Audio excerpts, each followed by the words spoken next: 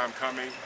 This structure has been unoccupied for 14 years, and we know it's been in a constant state of decay. So there is a lot of people that we need to thank first and foremost for making this day possible. Certainly we thank our mayor, we thank the CEO, the deputy CEO of OBES, we thank the city attorney's office, judges, a whole lot of people who helped make this day possible.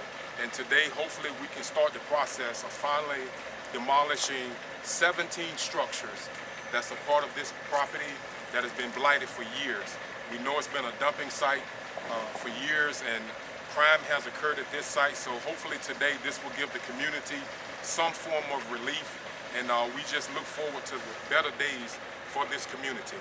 So thank you again for being here, and it's time I turn it over to Councilman King.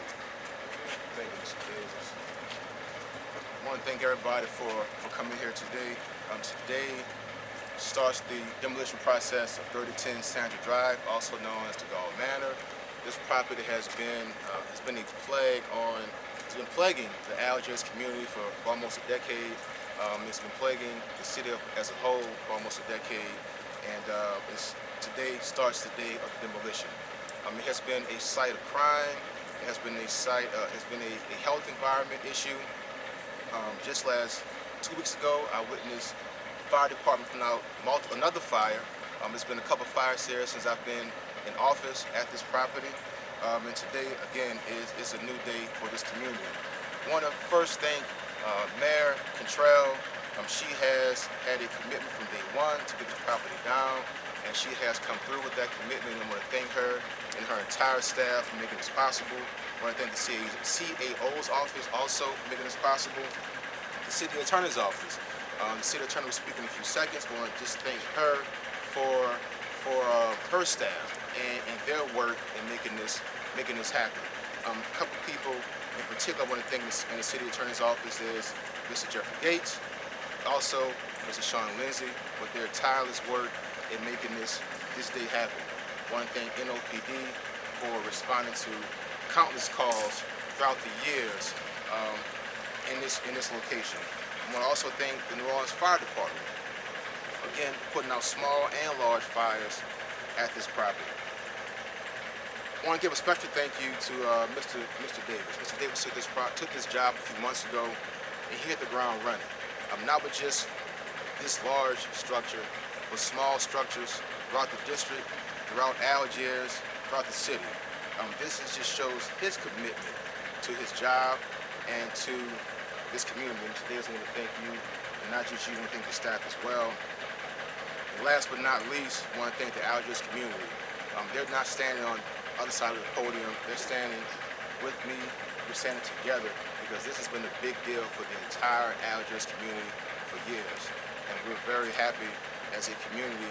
I also live here, so I'm a resident as well, that this property is finally coming down and we can get something that everyone could be proud of to be here. So I'm not sure if the city attorney's office will speak, but we'll have, and in this order, if you all don't mind, our captain of the 4th District, Captain Watson, our constable, a community member, Constable Edwin Shorty, and we also have 2 community members that would also like to speak. Thank you. Okay, can you say your first and last name and spell it out for us? Freddie King, Freddie King, City Council, District C. Can he do the same, please? Sure. Anthony Davis, ANTHONY, I'm the Director, Department of Code Enforcement. Thank you. Good morning. I'm Captain Christina Watson of the New Orleans Police Department 4th District. My name is spelled CHRISTINA WATSON. And I just want to thank Councilman King's office. The New Orleans Police Department would like to thank Councilman King's office and all the constituents for finally answering the request of the citizens of Algiers in demolishing this building. And we are looking forward to renewed economic development, a decrease in crime, and a reduction in quality of life issues in this area. Thank you.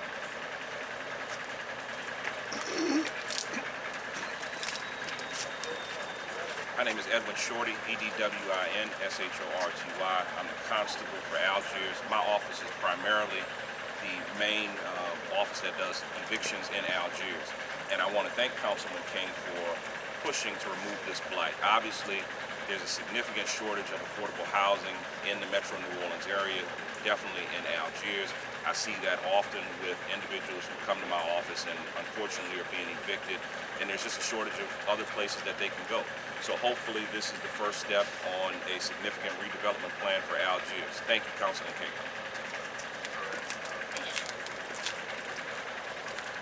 Good morning, everybody. Denisha Turner, City Attorney. Again, I as well would like to thank Councilman King.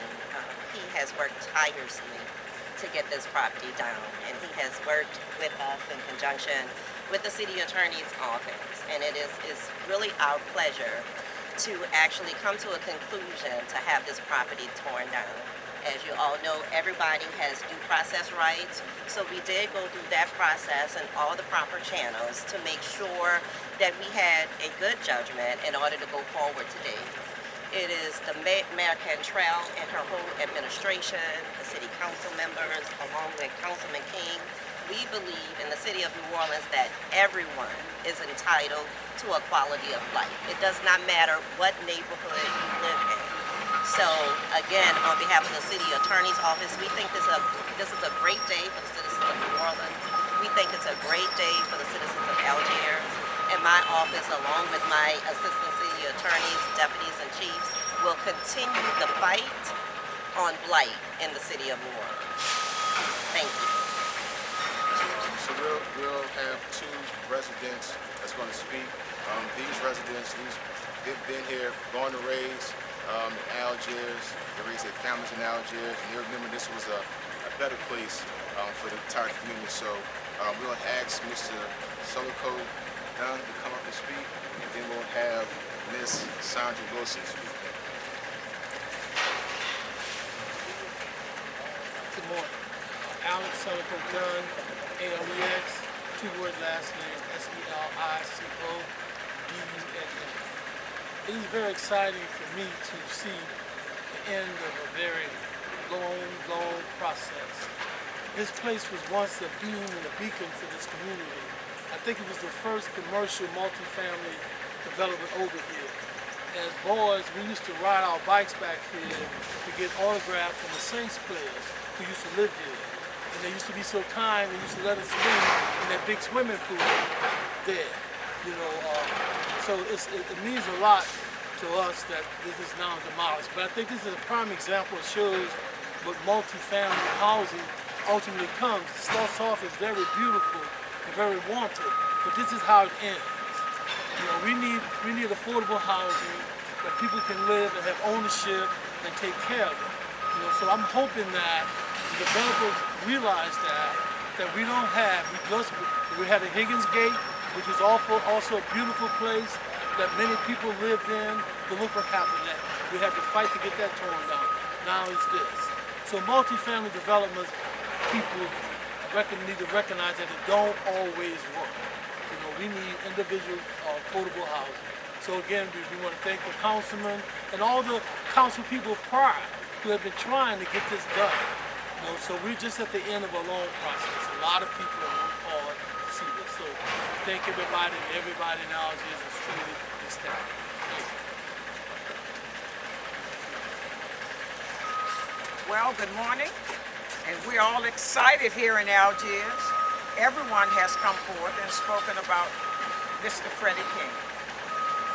District C's office has always been responsive to the citizens here in Algiers. No matter what our complaints were, they are responsive. These 25 acres hold memories for all of us who were born and raised in Algiers. There are souls that lived here whose homes we were able to visit, spend the night, enjoy dinner, have fun, ride your bicycles, get in, get out, and it was just, and some of us had our first cocktails that our parents knew nothing about, and you took home that burden with you and had to fight it all to keep from getting beat down. But however, we would like to thank Councilman King for his continued effort in making Algiers once more in the game that cozy secret that was kept for ever so long until Lady Katrina opened us up and asked us to help others. So now we're going to try to get back to our cozy comfort here in Algiers. So thank you, Honorable Freddie King. Ma'am, can you say your first and last name for us? And so- Sure, Sandra, Sandra Wilson, Wilson. Thank you so much. Sure thing. And before I conclude, again, I want to thank everybody for coming out. I want to thank my colleagues on the council for financing or giving money to the Code Enforcement Office and making this standalone office, and these are the results. And I want to send a message to all of the property owners in the city who think you can do whatever you want in this city. Well, that stops today. This is an example, no matter how large, no matter how small the structure, our code enforcement team, our law enforcement team, and our city attorney team, we will not stop, we will not stop, we will not stop. And this is just a testament to those efforts. So thank you all for coming again today. Okay, we're going to start with at least 2 rounds of possible follow-up on this end. Sophie? Okay, thank you. I'm wondering if you can speak about the legal process that you alluded to. I know there was a TRO. How did this play out over the last few years, I think, that the city has been trying to get this done? Yes, it has been playing out over several years. What normally happens is you would have some type of code enforcement judgment. And so once we received that, we received orders that we were able to tear down the building. But as you know, again, everybody has due process. So each time we get an initial judgment, we had to go to court, there was a stay. So when the proceedings were stayed, we were forbidden from doing anything on the property. Currently, there are no stays in place, and because there's no stay in place, the judgment stands and we're able to go ahead and start demolishing the property.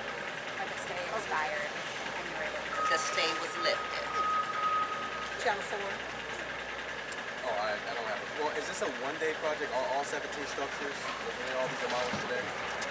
So it's definitely not a one-day project. As we previously mentioned, there are 17 structures. We've been doing debris clearing since Monday to try to get to 4 structures. So hopefully we will eradicate the first 4 structures pretty quickly, and then our plan is to strategically hop across on the other side, do some more clearing, and try to get some buildings on that side taken care of as quickly as possible, so the kids in that daycare can feel a whole lot safer, and we can try to get to the problems. But holistically, it's probably going to take us a couple of weeks to get to all 17 structures, and we do plan on knocking down all 17 structures. 2 questions. One, when you say stay, you mean TRO, correct? I mean, currently there are no legal proceedings in place that is preventing the city of New Orleans from demolishing the property. Okay. So there's no TRO in place currently. Okay. And then how much does this cost, and who's responsible for the cost? So a project of this size is going to cost millions, obviously, when we talk in terms of doing the demolition, the debris cleanup, at the same time coming back in the end, putting sand to prevent water runoff, all of those things. We estimate the cost to be around $2 million as we go forward. And how this works is that the owner of this property, Mr. Joshua Bruno, will be billed for this project. That's how this works, and hopefully we'll be able to get those charges to him pretty quickly. Well, I was going to ask if you guys could speak a little bit more to just the crime aspect, some of the issues that this property has kind of spurred a little bit, and how you feel like it might be beneficial now that they're building. Several of the current issues have been the illegal dumping. Just last week before they started clearing the property, they had it was almost impassable, and that has been a constant ongoing thing because no one lives around here, so it's easy to just dump your trash and not be seen. We've had several fires and other types of persons crimes happening in this area. Leading up to today, just follow up one quick. Leading up to today, how sure are we that there aren't any? This is a big property, or how sure are we that there's nobody on the property right now that's not supposed to be? We did clear the property for the process. Sophie? Yeah, you said that this is the 3rd property on the Dirty Dozen list that's been demolished. I know the other was the Claiborne Theater. What was the second or first? The first on the Dirty Dozen list was we did 1031 North Claiborne, as you mentioned. We're doing this today. There hasn't been a demolition. The house. The house. Yes. Is that on the Dirty Dozen list? That wasn't on the Dirty Dozen list. That's what we just chose to do the press conference. Yeah. To announce the Dirty Dozen We'll list. follow up. So this is the second of the Dirty Dozen list that we're taking care of on, starting to take care of now. And we've had some more that are on the Dirty Dozen list that are obviously being repaired, which is what the city wants. Because, again, I want to reiterate, it's owner's responsibilities. We've said from day one that we're going to hold people accountable, and that's what we're doing. There are no exemptions. Again, we don't care who you are, what community you live in, how much money you have or don't have. Everybody has a level playing field, and we want to hold people accountable. So to people like that own the Dirty Dozens or any other residential commercial properties across this city, if you're not taking care of your responsibility, know that the Department of Code Enforcement will come after you very aggressively. Because we want everybody to be a good neighbor. That's what this is about. Everyone being a good neighbor. Okay? When's the last time you had contact with the owner of this property? Is he or she in the city limits? Yes, and we don't have personal contact with these folks. We've seen these folks when we was going through the litigation process. But it's been over a year ago, I think, since the department held a hearing that he was at that actually had contact with Mr. Brown. That was the last face-to-face meeting that I'm aware of. Next, do you have any questions? More questions? Any more? That's it? Okay. Well, that